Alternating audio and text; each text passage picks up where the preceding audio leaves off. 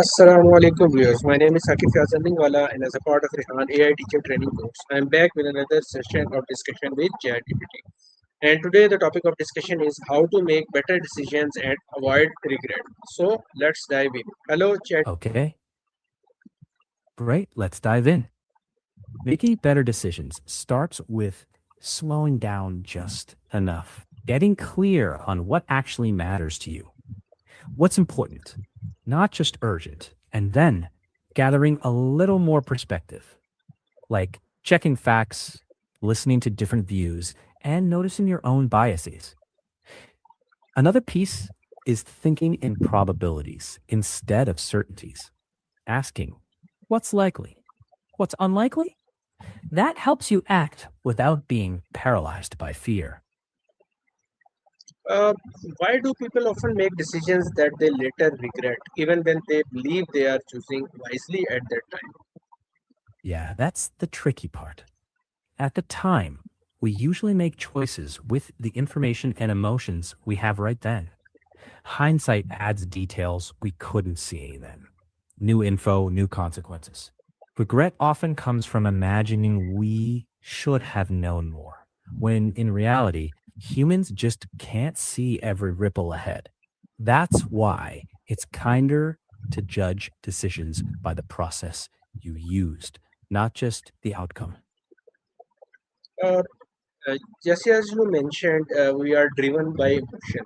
So, how can Right. we distinguish between a decision driven by emotion and those that are guided by careful reasoning? Emotions aren't the enemy, they often signal what matters. The trick is noticing when emotions are steering versus informing. If urgency, fear, or excitement is pushing you to decide right now, that's a clue to pause. Ask a calm second opinion or sleep on it. Reasoning feels less rushed and more willing to consider trade offs. A simple practice is to name the feeling, then list pros and cons, or run a quick pre-mortem. Imagine it went wrong. Why? That balance keeps feelings in the room, but not in charge. Is fear good or bad in decision making, and how can we prevent fears from controlling us in decision making? Let me check. Fear itself isn't good or bad, it's information. Healthy fear keeps you careful. Unhealthy fear exaggerates worst cases and freezes you. A simple move is pause. Name the fear. What's the actual risk? What's the guess? Then set a little test or seek a second opinion. And remember, every meaningful decision has uncertainty. Courage is acting thoughtfully anyway. Over time, each well considered decision builds the confidence that helps the next one. You employed some technique in the last answer. Are there any decision making frameworks or techniques that can help evaluate important life choices more effectively? Let me check. Sure. A few practical frameworks: pros and cons lists, 10-10-10 rule, pre-mortem, decision matrix, and a values check to see if a choice matches what you truly care about. No framework guarantees perfection, but they do give clarity, helping you make thoughtful choices with less regret later. Can you give a brief example of using any of the above frameworks that you mentioned? Sure. Say you're considering a career change. Use the 10-10-10 rule. Ask, how will I feel about this in 10 minutes, 10 months, and 10 years? That spreads your view across time, balancing short term anxiety against long term values. It won't make the decision automatic, but it makes the trade offs clear. And that's often enough to move forward with confidence. There are times when there seems to be no perfect option. So, how can someone confidently decide and move forward forward without constantly second guessing himself. Yeah, that's life a lot of the time. Pick the option that best fits your values and the facts you have. Set a review point, a moment to look back and adjust if needed. Once you've made the call, practice closing the mental tab. Remind yourself, I made the best call I could with what I knew. Then take a small step forward. Confidence grows from action, small, steady, and forgiving. You mentioned about values. What do a role is played by personal values and long-term goals in making decisions that lead to lasting satisfaction rather than short-term happiness? Let me check. Personal values and long term goals work like a compass.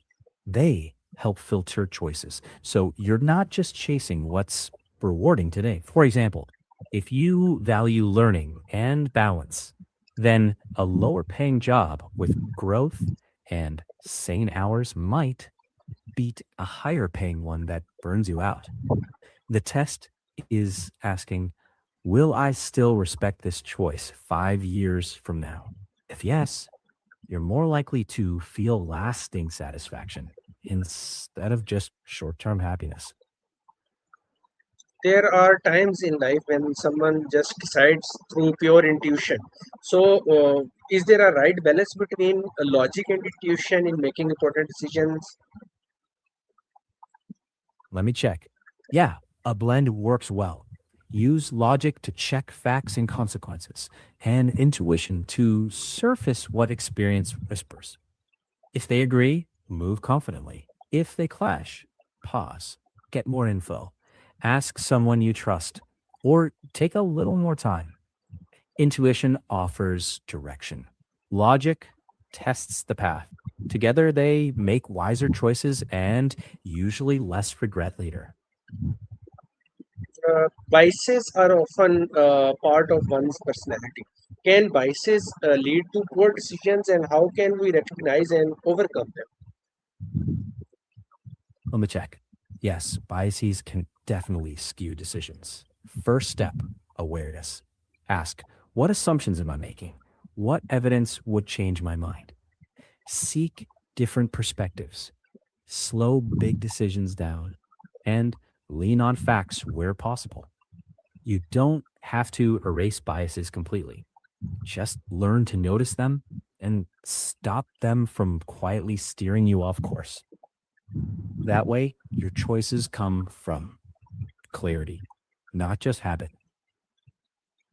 You talked about habits. What habits do successful leaders and high performing individuals use to make sound decisions under pressure or with limited information? Let me check. Successful leaders tend to pause before reacting, focus on key facts instead of all facts, seek different perspectives, think in probabilities instead of certainties, and make learning a habit. After each decision, they reflect briefly. What worked? What didn't? What will I tweak next time? Over time, that reflection loop builds calm, sound judgment, even when information is limited. On the matter of perspective, when can someone ask others for their perspective, and when can someone trust his own judgment on the matter? Let me check. That's a good balance. Ask others for their perspectives when the stakes are high or you're in unfamiliar territory. But at some point, decide. If you're only seeking more reassurance, more advice won't help. Gather key facts, reflect on your values, then own the choice. That's how confidence grows. If someone feels stuck between several good opportunities, what practical process would you recommend to help them choose the best path? Let me check.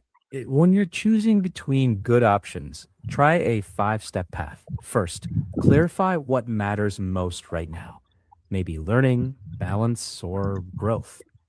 Second, rank those priorities. Third, score each option against those priorities. Fourth, imagine a year out. Which choice would you be proud of? Fifth, once you choose, commit. Stop comparing. Pick the opportunity that best matches your values and invest in making it work. That's how Well, to move forward with clarity. lastly, I want you to leave the audience with a beautiful quote on the matter of best decisions and to avoid regret. Here's one: choose what aligns with your values, act with care, and let go of the rest. That's how decisions become less regrets and more lessons. Thank you, ChatGPT, for today's session. You're welcome. Happy to be here with you. Viewers, that was all from today's session. I hope to see you soon. Until next time, signing off. Allah Hafiz.